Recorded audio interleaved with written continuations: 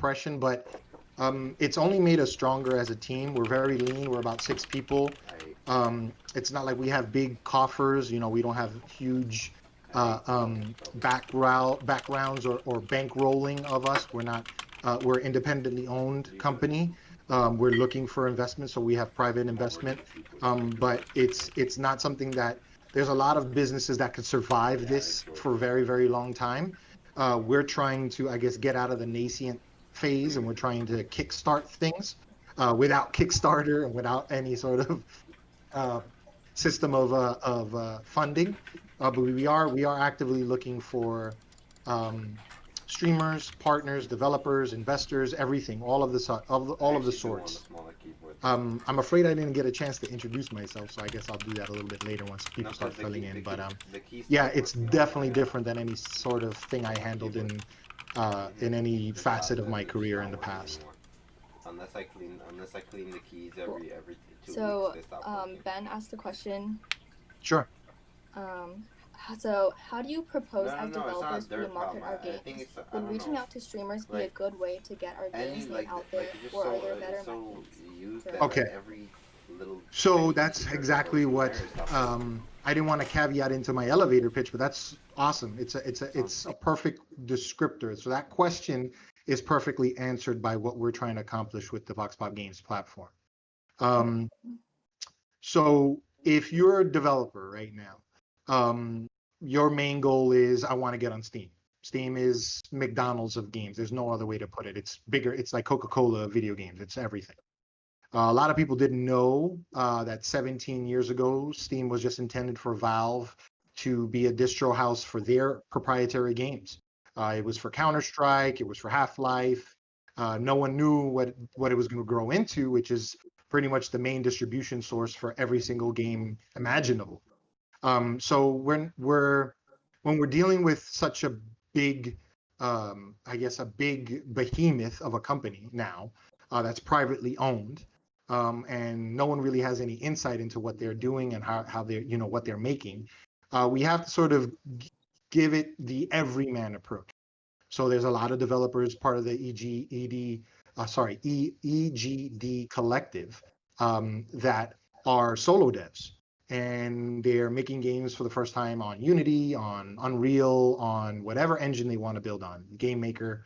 Um, and we are trying to find that Venn diagram middle ground where streamers and content creators, because it's not just people who stream on Twitch and on Trovo and what used to be Mixer, but it's a lot of people that are just starting to do streams on their own and stream games. But the problem that you see there is they're trying to stream. They don't get much play or much attention to them because they might be streaming what everyone else is streaming, like huge AAA games, GTA, Fortnite, or competitive multiplayer games, Overwatch, LOL. But we're not seeing too many independent games being at the forefront. I mean, the market share for independent games, any game that is not being published is considered what I would consider an independent game. It's a big sort of chasm of a pooling of what can be considered an independent game. So let's just say an independent game for us is a game who's being developed by a short form staff that doesn't have any major bankroll behind them. If they have a publisher, they have publisher backing. That means that they have some marketing spend, they have some spend for dev, and they're sort of parsing off their dollars to that publisher because they're doing that work for them. What VoxPop wants to do is if you have a publisher, that's fine. We're more than welcome. If you don't have a publisher, it's just as fine as well. We're trying to help anyone and everyone that wants to get their games into Let's Players' hands, into content creators, just any streamer that wants to promote not the bigs.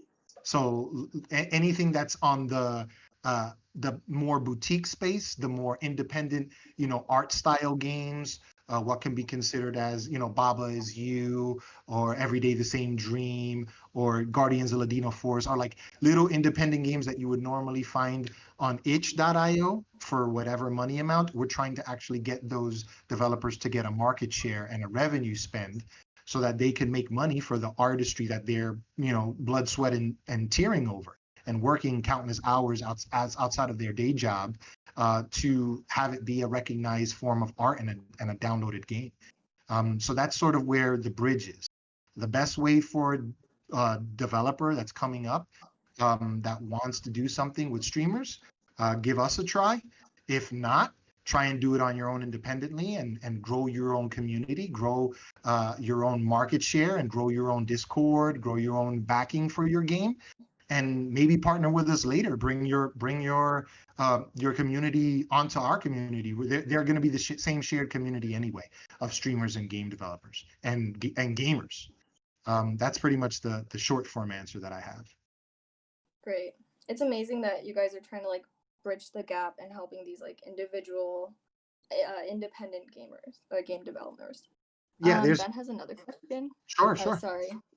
No, I mean, that's what this ask me everything and anything that I can try to answer. Okay, great. So his second question is, for our small indie teams, what are some good ways to practice team management and increase productivity as a studio? Sometimes with a small indie team, it seems quite hard to get work done when everyone has different obligations and times they're free, or differences in opinion or on direction of a game has some influence on how much actually gets done. I've dealt with, so my career it's sort of expansive. I feel like an old man, and I'm becoming an old man. I'm going to be 38 next month. I've been in the entertainment and interactive media business for 15 years. I started at Rockstar, moved on to Capcom, moved on to Perfect World, building their art platform, ARC Games. I moved on to video streaming applications for MLBAM and Disney streaming, so Disney Plus, and then I switched gears. So with all my experience working with huge teams on, everything from Grand Theft Auto to Street Fighter games to free-to-play games, Perfect World International, Star Trek Online, so all of those huge games, the main thing that I want to say for any team size is structure. Have a baseline structure of who's going to do what and when, and hold each other accountable based off of the structures that you have. So everyone in a small team wants to be the boss. No one's going to be the boss in a small team. Everyone's going to play multiple roles. What you want to have is the structure and the layout of everyone doing what they're assigned to do. So, building out Trello swim lanes, so building out your Trello boards for having tasking and giving everyone tasking cards, following agile protocols with Scrum, having mini scrums, so having one scrum at the beginning of the week and then having another at the ending or the dovetail of the week is ideal. I hate using the term certified Scrum Master, but that's what I've become. And I'm not saying everyone needs to go out there and pay $1,500 to get a paper or an online certification. You could do it on your own, just learning on YouTube if you have like a couple hours and you just do it. It's just it's having structured organization. So to the simplest form answer, dealing with multiple personalities, dealing with everyone trying to be the boss. If you have a 3-person team, like I said, everyone's going to do everything. It's just having a structure as to who does what and when, and holding each other accountable for that, and trying to make the deadlines that you all collectively set. Sort of like an honor code or like a golden rule. I always follow the golden rule for everything. Do unto others as you want done to you. So if I'm not pulling my weight in a 3-person team, it's not only going to adversely affect my relationships with these people, my business relationships with these people, my friendships with these people, but it's going to affect me and it'll make me feel embarrassed. You just have to be honest. Accountability comes with being honest. So if you have structured accountability and you have structured responsibility, you should be able to hold one another accountable as adults and as people that are trying to get a piece of content or a piece of art or a piece of game or whatever you're trying to create as a team out to the public to maybe see if it hits. That's the only answer that I have. Structured, responsible, structured layout of. Great. I think when you talk about accountability, that applies to like that obviously applies to really small groups, but even when you're working in a big company, would you say that that still applies since you also have to work in small groups within like bigger teams? I'm sorry, I missed the question. Oh, I was just saying, like, would the same like strategies apply to bigger teams and bigger groups? Yes, tenfold. So if you're dealing with if you're dealing with one of these studios like Rockstar, or like Capcom, like Perfect World Entertainment, your job is on the line pretty much every day, every minute of every day. So it's not even a if we're dealing with small teams versus large teams, the small team structure is just training you for that corporate structure if you want to go into that role. But there's higher stakes. So it's just if you're not able to do that on your own on a personal accountability level, you will never survive in any sort of larger corporation because it'll be just you're fired for insubordination based off of the fact that you're not doing any of your tasks. Right. Okay. Zach has a question, or Zachary. How do you think the climate we've been through in 2020 will affect the games industry over the next year and onward? With social distancing guidelines in place, video games have gotten more attention, but the industry's workplace has been so disrupted. I think this is a tenfold question. I think that not just the gaming world, the entire world is affected by this. This is something that we're living with, not through, we're living with for the remainder of our time here on the planet. This is something that is going to become, I don't want to relegate it to the flu shot or say something like that, but this is something that we as the human race is going to have to deal with on a larger scale basis. The fact that we have so many people at home unemployed, I mentioned earlier, it's a good and a bad thing. More games are being created now more than ever. There's a lot of duplicates. There's a lot of, this is the next version of this. This is the next big this. This is the next. A lot of it is based off of trends and a lot of there's a big quote that I like to state is there's nothing new under the sun. So everything has been done. Everything that will be done has already been done better and more efficiently. So you have to find differences.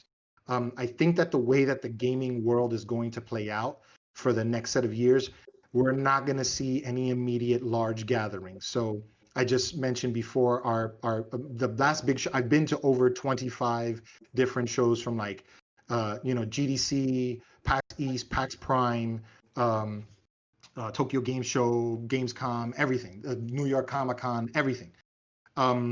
And the last big show I feel like I'm ever going to attend was the 2020 PAX East. It was the smallest show that I've ever been to size-wise in capacity. They said that they broke some record, but it wasn't a record that I ever saw. Just, I guess they were just making like statements of they sold this much, so that's how many people were there. But there definitely was a lack of people there. The way that our future in gaming is going to play out is you're going to have the console wars. So it's going to be the next gens of home entertainment systems, home consoles. Then you're going to have an influx of cloud gaming like Stadia and Shadow Gaming and all these other influences. You're going to have Steam being Steam. And then you're going to have offshoots of independent game distribution platforms such as VoxPop. So I wouldn't be surprised if something like VoxPop comes along later, maybe better. But we want to say that we were the originators of the idea. Charles Yu, our CEO, was the one that crafted the prototypes. I joined in October of 2019. This has been going on since December of 2018. So no one was prepared for this pandemic. We were not prepared. We missed a month's date, so we had to push our date from 4/20 for our closed beta launch to 5/20, and now we're opening the floodgates to our open beta on 7/27/20, a full 2 months and change after the launch. So we want to be positive about everything, right? Everyone wants to sort of find the silver lining in what this is. The silver lining is this: we have more artistry and more games and more way to consume entertainment than has ever been seen before. So everyone is going to be vying for the attention of everything at every given moment. It's like a waterfall that never ends of things to do and things to see and things to play and things to listen to and people to idolize, and new stars to be created, new games to be put forth as like the next big thing. So we have to take some sort of wins with that. We have to take that we're going to have amazing art, we're going to have amazing games, we're going to have this, and you want to create and cultivate communities, the communities that best fit who you are. So Vox Pop is a community of everything. Our team is multiple, we have multiple cultures, multiple ethnicities, multiple sexual orientations. We're open to everyone. Our caveat and our motto is every voice matters. So Vox Pop is a playoff of the old term Vox Populi. So if you stop anyone in the street and you're asking them questions, you're giving them a Vox Pop interview. So it pretty much means the voice of the people. So we are giving the voice to these games that are on different platforms, or maybe they're coming to and they don't want to go on Steam and they want to start with Vox Pop. That's happening with a couple of our newer developers, to see how it goes, to see how they could cultivate the community with us, to see what support they get. So I think the like I said, the main caveat that we can get from COVID affecting games is that there will be a crap ton of games. The sort of other edge of that sword is everyone's gonna go a little stir crazy. We're gonna try and find little micro pods of groupings of little gatherings to meet with people, whether it's on Discord or whether it's going to bars when they start opening up in the next couple of months and into the next year. So we just have to take that with us every day and say, there's so much stuff to do. What am I interested in today? What is going to make me happy? What is going to make me interested in games? What is going to inspire me? And then run with that. Try and find newer things that you enjoy. Don't stay stuck in the pre-COVID era, because everyone's moving past that. You have to take this as a learning tool and know that we're in a renaissance of everything. So just use that to find your passion and use that to drive what you do every single day after. Right. You said that very well. I think with so much uncertainty going on these days, it's super important to think about the positives and all the great outcomes that have come out from quarantine. Ben has another question. Sure. When it comes to publishing a solo game, is it approaching companies to help publish my project, or should I self-publish my own game? Having worked for huge publishing companies and now working for an independent distribution platform, that it is not, we're not a publisher at all. Okay, so that question is not necessarily a loaded question, but it is a question that has a lot of caveats, and it's based on subjectivity.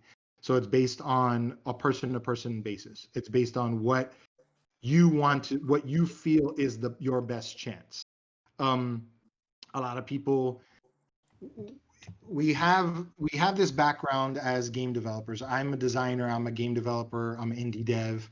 I worked with indie devs. I worked on one of the main reasons why Vox Pop was so approachable to me was I was working independently on a consulting firm called Grummelworks that pretty much did exactly what Vox Pop is doing, but on a smaller basis, where we were hooking up independent developers with publishers.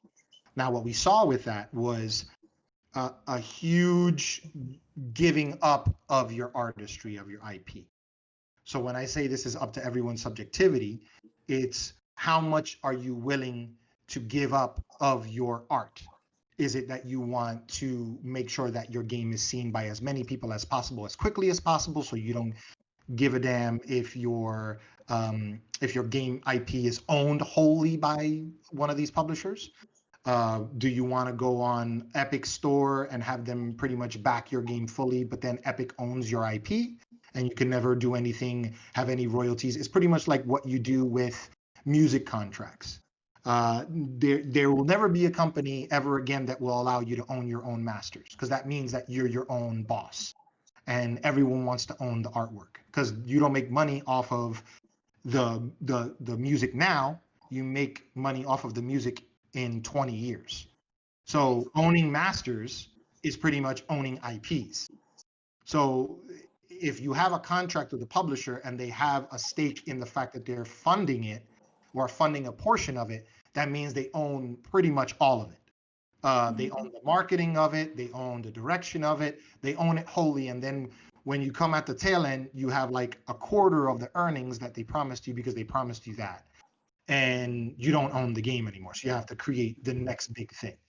So that happens with everyone. That happened with Fez, that happened with like all of these like indie games that blew up because they had publisher backing. And then the dev was like left with like a sour, you're left with a sour taste in your mouth after dealing. I'm not bashing publishers because I've worked with them, so I know what the deal is.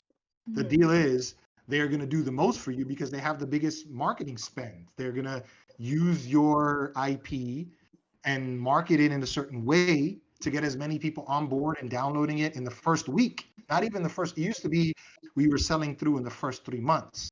Then it worked into micro content, which is like the first week. That's why all of these games have to cost, now the next generation of console games have to cost $70. They're not going to cost $70 on Steam. They're going to cost $60 on Steam, but Steam is going to have every single multiple layer of DLC because you have to extend the cost of your dev. So, long story short, it is subjectively up to the opinion of the developer on a case-by-case basis on whether or not they should approach a publisher. I advocate for reaching out to anyone who's willing to do publicity for you without owning your IP. So that's what VoxPop does.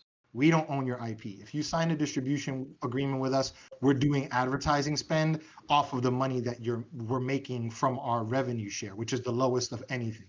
It's lower. It's half of what Steam is asking for, and it's the lowest of any other than, because we can't afford to do that. We don't have a name, but it's never going to cap out. We're never going to say, oh, now that we're a bigger distribution platform, we're going to ask for half of your revenue. That's never going to be the case. It's impossible to do that. But we are going to be profitable. We are a for-profit business. So the key that you have to come from it is subjective opinion making. Subjective choice making. So we want people to be able to weigh the pros and the cons of going with a publisher. If a publisher's really chomping at the bit to get your game, just have it in the back of your mind that they're going to want at least a quarter of your earnings and possibly the marketing IP, so that you can never own the advertisements of your own intellectual property. That's the biggest, I guess, advice I could give anyone, whether or not it's going to a publisher versus not going to a publisher. I would always, vote on the side, like vie on the side of caution. And if you're really passionate about it, find different avenues of self-publishing. But that is, like I said, that can be sometimes screaming into the ocean. That's why Itch has a huge sort of pay what you want back end. Because a lot of people see Itch as like a sort of demo reel, like they'll place their thing as a portfolio. They really don't think they'll make money. And if they do make money with that pay what you want, they get false hope. Let me tell you just blatantly, if any pay what you want structure is not going to give you proper analytics for what your sell through will be. You should have a static price point, at least a minimum of $1. To gauge any true analytics of your property. You can't just say, oh, let me throw this on Itch for free, and it's an amazing game that you've been working for $8, and you say download this for whatever price. Just know that your game is going to be downloaded and put into the gray and black markets immediately, and you're not going to see any revenue from that huge chunking of your life. So the number one key is use subjective choices for yes or no with going to publishers, and do not sell your games for nothing. That would be the advice that I have.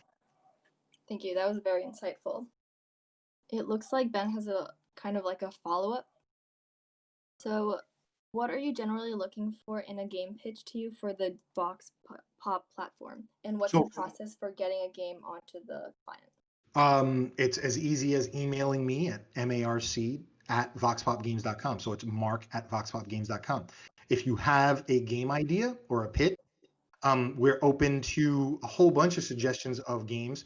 We have games that run the gamut of 2D art sprites. We have roguelikes. We have Metroidvanias. We have horror games. We have Unreal Engine shooter games. It runs the gamut. So for the process to onboard onto VoxPop is simple. Email me, myself, or Holly, our social media manager, at Holly, HOLLY, at voxpopgames.com. And you just say, hey, I have a game idea. If it's fully fleshed out, even better.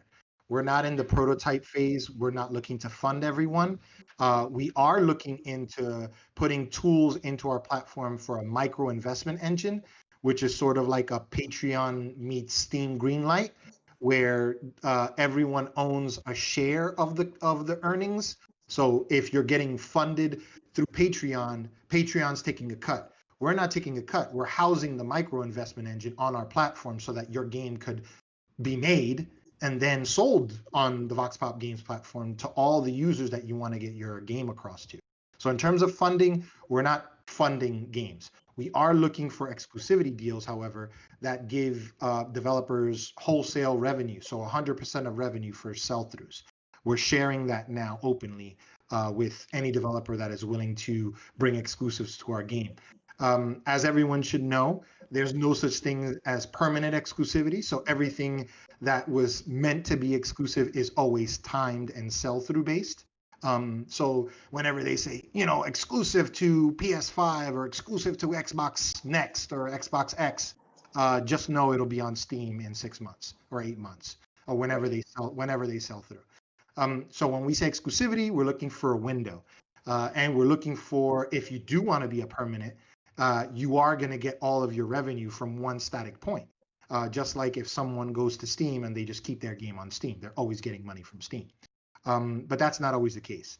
So we want people to be aware of the caveat. So when you download the VoxPop client, we give you insight into our developer portal.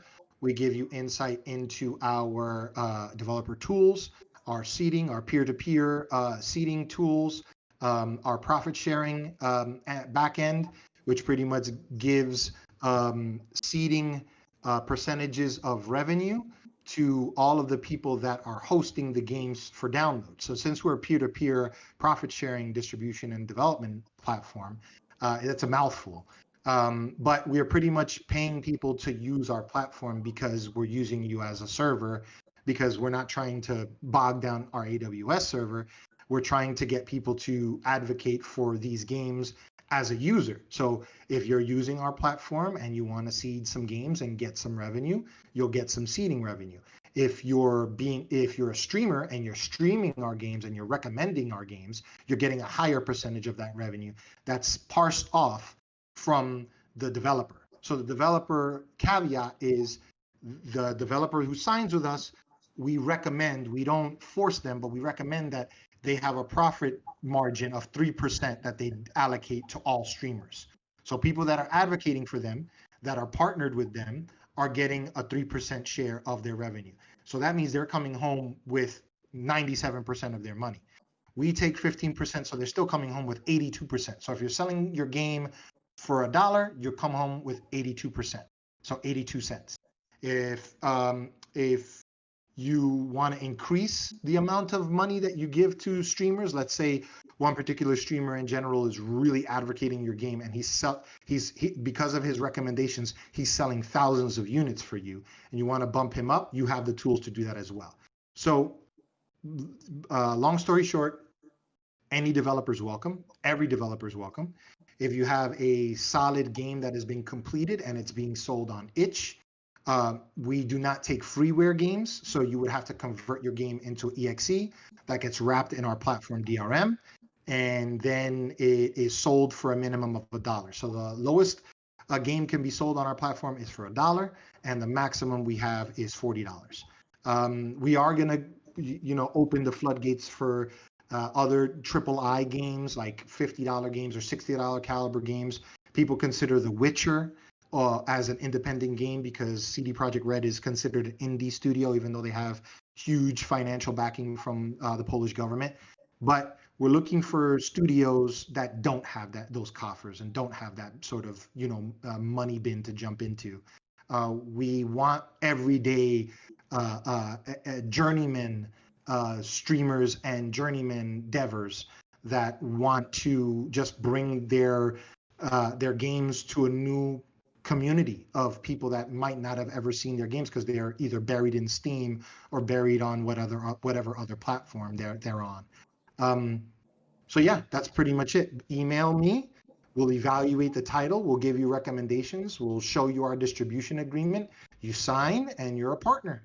And it's not an ironclad contract. I know what ironclad contracts are. I had one with Rockstar, with Capcom, with every major company.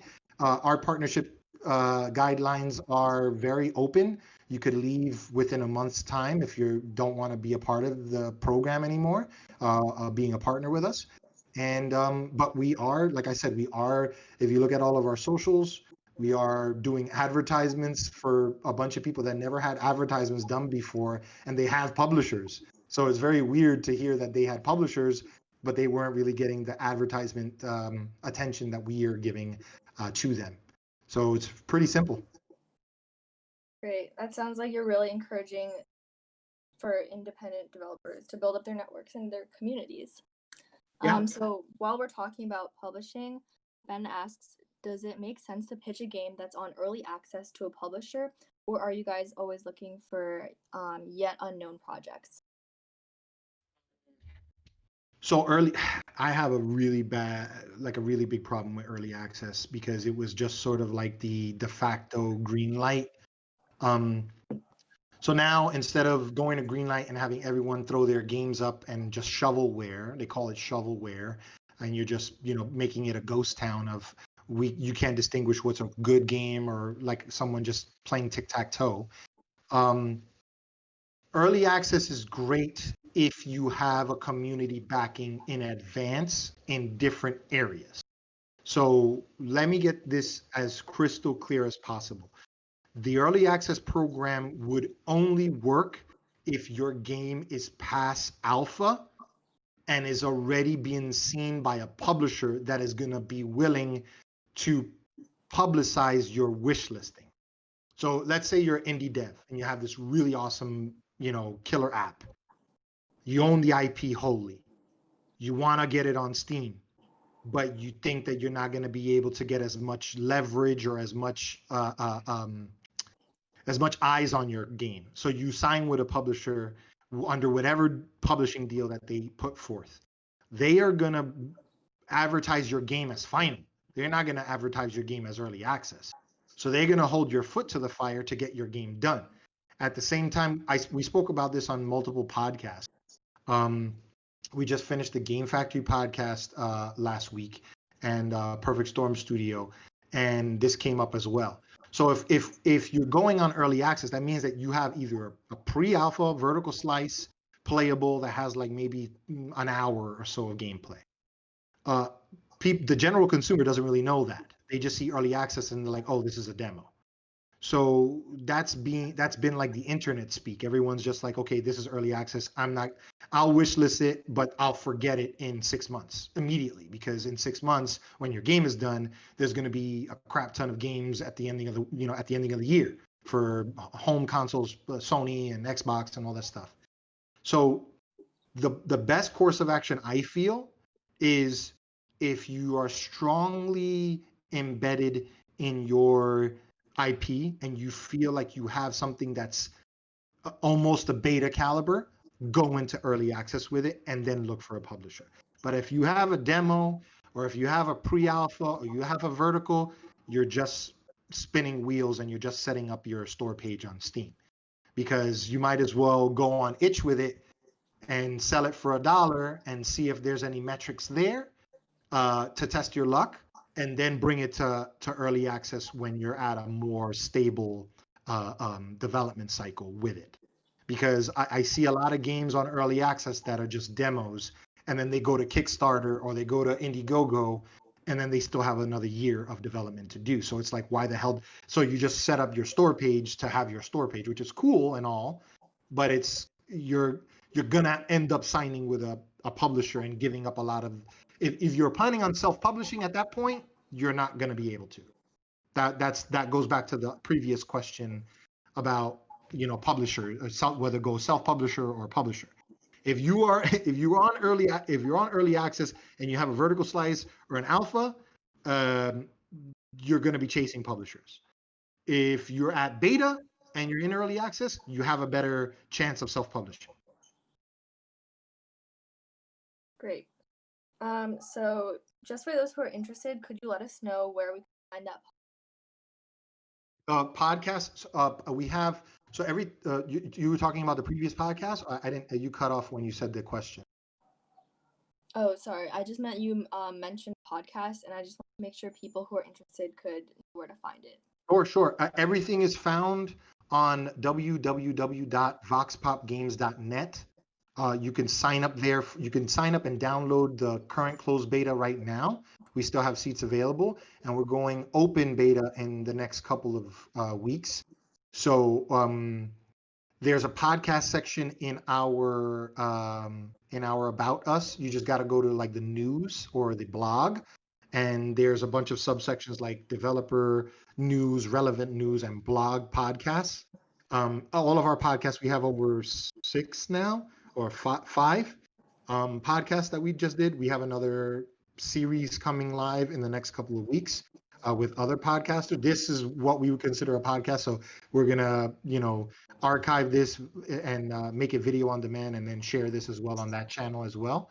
But yeah, everything is available through our main site.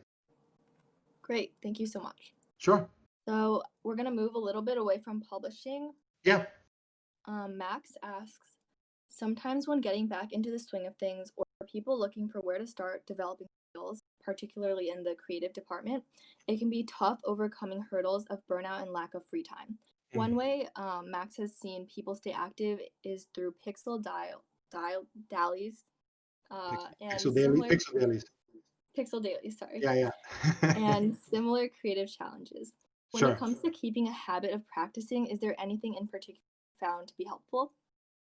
And a follow-up is, if so, is there anything you do to modify the strategy in the context of taking a creative idea from the abstract stage to something more tangible? Okay. I'm going to tackle the first part of the question. It seems like you're trying to avoid burnout. I dealt coming out of college, getting a job at Rockstar, doing 18-hour days, 7 days a week for 5.5 years. I saw nothing but burnout. So I'm pretty sure that that's not the everyday life of normal game devs. I wouldn't wish that life on anyone. It's a specific kind of life that has propelled me in different directions in my career and has given me strength. The main way that I feel people can avoid burnout is giving yourself, I guess, a 2 to 3 day spend of no digital interaction. I know it's very, very difficult with the way that COVID is. So if there is any way to tangibly get out to the outdoors, you mask up, you take a bus, or you take a car ride with people that don't have the virus, and drive upstate, drive into the woods, drive into a nature area, and stay for a few hours, do a hike, go on trails, see nature, step away for a minimum of a few hours, 5 hours. If you can't do 3 days, I would give it 3 days, which is a weekend. But if you can't afford a weekend, give it at least 5 hours. 5 hours that you spend away from everything digital. computers, phones, everything. Just unplug, turn your phone off, and do a walkabout. That would be the best way that I can see. Even it's, and I'm in the middle of pandemic central in Brooklyn, New York, in Williamsburg, Brooklyn, New York, and I find a way to step away for a minimum of 5 hours every week, to avoid burnout. Just being, chief operating officer of this company, a brand new startup, I'm online all the time. So, and I'm dealing with multiple developers from around the globe. So I have to be online at all hours. Um, my wife has told me this. Step away for 5 hours, give yourself some time. Um, Getting into dailies, doing a whole bunch of art, and getting reading books, like going online and finding archives of, royalty free or open source, old archives of artistry will bring you a lot of insight. Like I said earlier, there's nothing new under the sun, so everything that's already been done will be done. So do not think that that's a barrier for entry. If anything, use that as an excuse to find inspiration from different things. Yes, everything that's been done, but not everything has been done the way that you can do. So you can be the next person that creates something that has never been done. Um, we want to tackle the second part of the question. I feel it's more of, how do you find inspiration from, I guess, uh, uh, I'm a philosophy guy. So I graduated with a philosophy degree. My background was in computer science, and I did my studies at Stony Brook University, and I studied when I was in California at Stanford. So I have like a big multifaceted view of the world. And my viewpoint of the world is, in order to say that you take inspiration from nothing, it means that you've closed yourself off to everything. So you can take the abstract and make it subjectively yours. So if you need to explain something in more than one sentence or elevator pitch of like a minute, then you're overthinking it.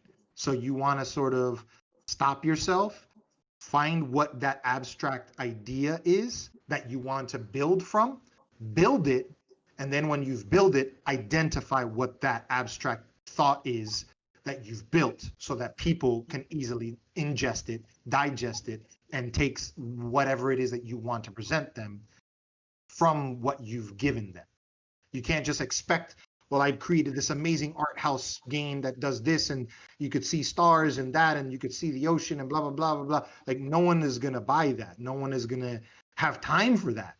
So if you can take abstract ideas, subjectively make them your own, identify them in an elevator pitch, and then bring that forth to the world, then and then at the same time, like I said, in your walkabout of 5 hours away from digital stuff, brainstorm, write down on a little notebook. I know it's super analog, but write down on a little notebook, because no one could steal your little notebook of ideas. Jot it down. And I have a crap ton of notebooks around my apartment and in my house and everywhere. We want to make sure that people are able to ingest and digest what you were trying to bring forth from an abstract idea. So like I said, the easiest way is to make it your own, identify it, write it down in a simple sentence or a simple explanation, and then bring that forth to people. Great, thank you. I definitely agree that changing your physical setting can help change your mental space, and it could help you that, especially when you're in the abstract stages of your ideas. Yeah, I mean, the best ideas that I've ever had have taken place on walkabouts. Like, just, I mean, there's a reason for it. There's a reason that people do it in Aboriginal tribes. There's a reason that people do it in just daily life, just going out and just being in the one with nature. Even the most staunch like opposition for being out in nature, like I don't want to get sunburned or I don't like bugs. Even the staunch like negativity sees the beauty in nature and gets inspiration from nature. So I don't want to hear it from anyone as an excuse of like, why can't I can't go out because of COVID. There's a way to go out. There's a way to go out of your mind, not out of your mind, but like outside of your own mindset, and be able to find inspiration and find time for yourself to find yourself and change, I guess, the habits that we all have and create newer, more healthier and more exciting ideas. Absolutely. Max has another question from a friend. Sure. What are your thoughts on unionization within the games industry? Any hopes, fears, doubts, concerns? What do you see in the future of unionization looking like? Or if you don't see it panning out, what would you want to see? It's gonna happen. It's gonna happen. It's gonna happen. It's gonna eventually happen.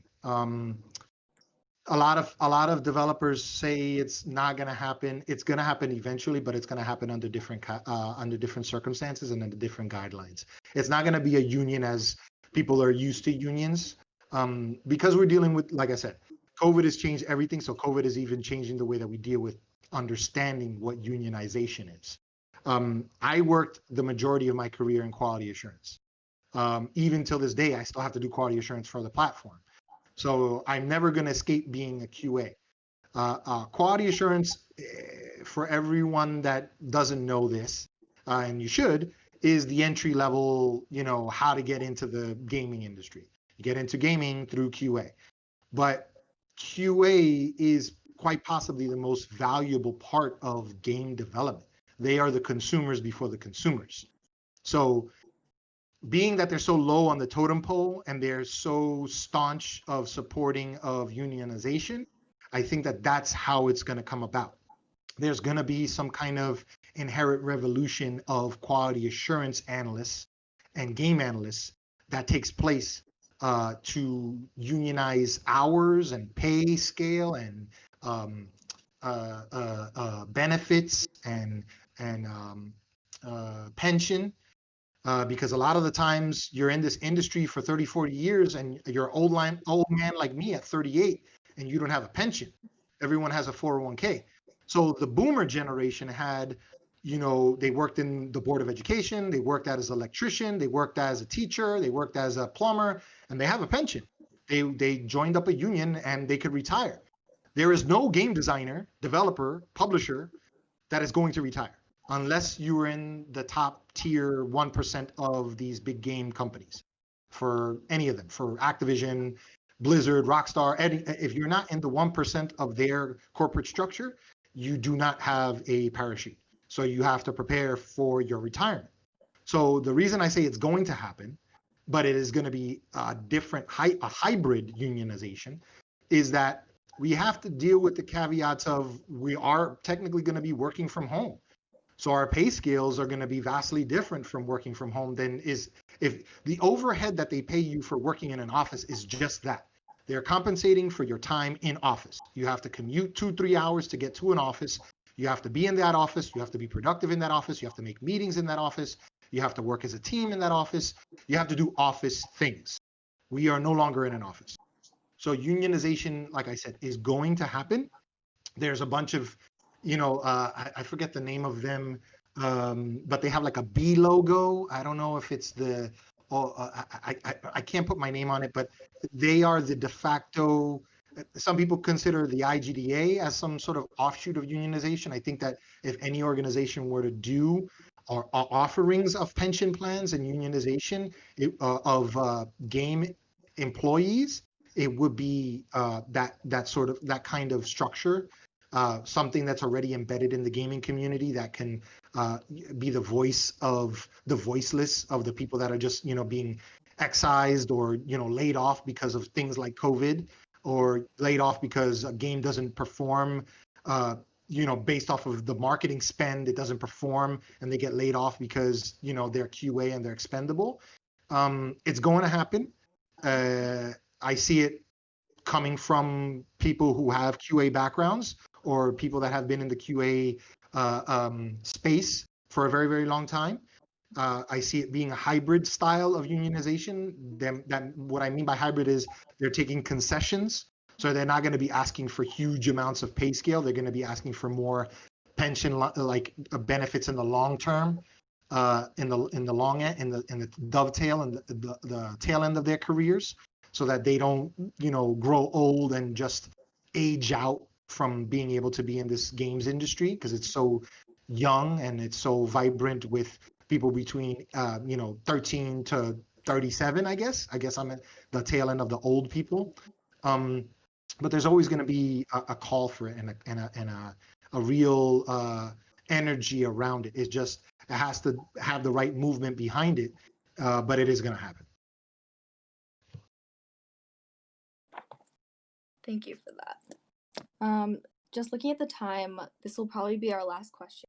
Sure. So a friend of Ben's is asking, do you ever plan to reach out to AAA or bigger indie games? Yes. Or will the focus... No, go ahead. Sorry, I didn't want to cut you off. This was another No, question you're good. we dealt with on all of our podcasts. Or will the focus for Vox Pop always be focused on smaller studios and games? For the immediate future into the long term, people say long term, 5-year plan, hosting everything from independent 2-person studios to AAA. So AAA is this new sort of movement that's happening. AAA can be considered in the most base of terms, publisher-backed independent games.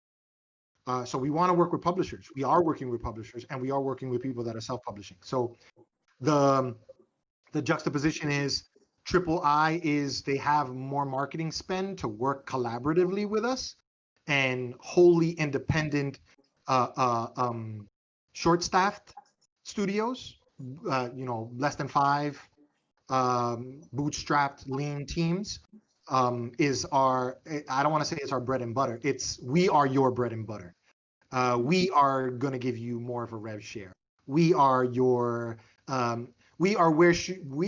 you should be starting. For the main caveat of if you go on itch, you are giving your IP away for free with no copyright protection. At least if you go with us, you have copy protection in DRM. I know everyone likes to be like, oh, I want to give myself away for free and be like a starving artist. You don't want to be that at 25. If you created a game at 17, you don't want to be a starving artist at 25. At that point, you're being a masochist and you're punishing yourself for no good reason. There's plenty of other ways to do it. Vox Pop is one of those ways. It's not the only way.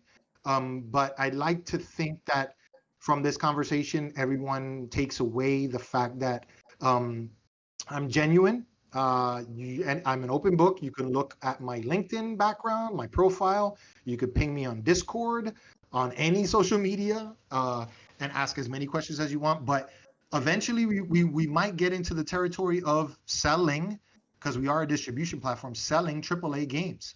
That's not outside of our purview, but that's not really our focus. I don't want to say it's a hard no.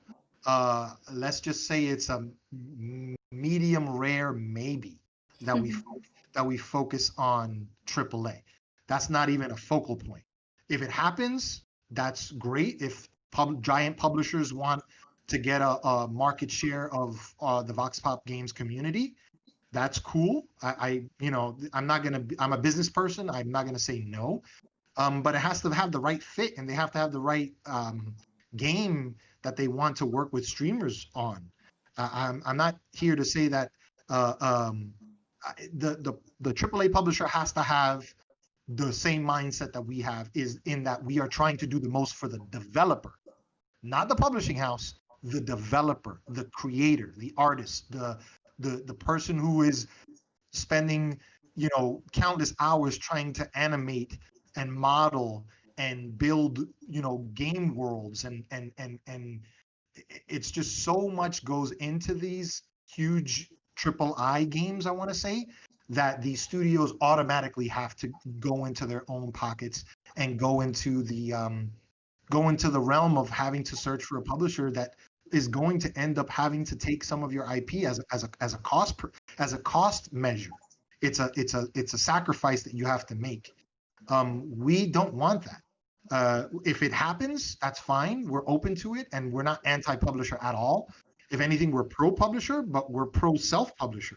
We want people to come to Vox Pop, gain enough revenue so that they can call themselves a self-publishing studio.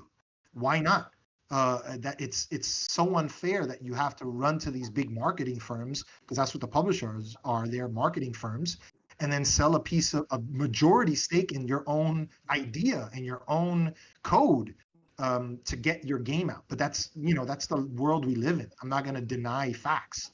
Um, uh, Vox Pop is here for everyone and anyone who is willing to adhere to what we're doing, which is a developer first focal point and a content and streamer focused focal point. We want content creators, streamers, developers, user gamers, and artists to just enjoy the beauty of games and the great uh, experience that people are sharing now on our platform.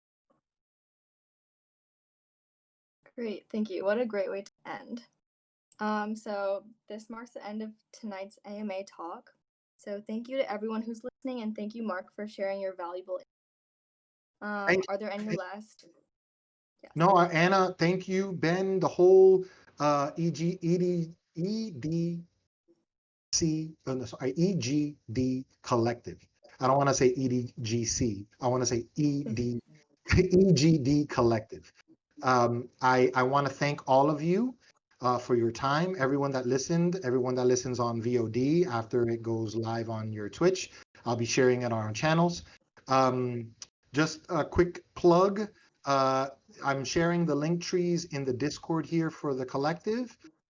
We have our own Discord community, so anyone that wants to join, we're trying to avoid bot spamming, so you do have to leave your phone number, but we're not sharing that information. It's just in order to gain access, we need to make sure you're a person. But feel free to join the Discord community. The main site, once again, is VOXPOP Games. So VOXPOPGAMES Games, voxpopgames.net. That's for everything. And signup.voxpopgames.net for the upcoming beta, or the upcoming open beta and the current closed beta. Thank you, guys. I appreciate it. Have a great and safe weekend. Stay safe and healthy and positive. Great, thank you. Just a reminder, the links channel. And another reminder is that GoFundMe is currently live, and we appreciate donations. You can find more information in both Discord and Twitch. Your support means a lot to EGD to help us continue everything that we've been doing. Thank you, EGD. Thank you, EGD. Thank you. Thank you so much. Thank you, Anna.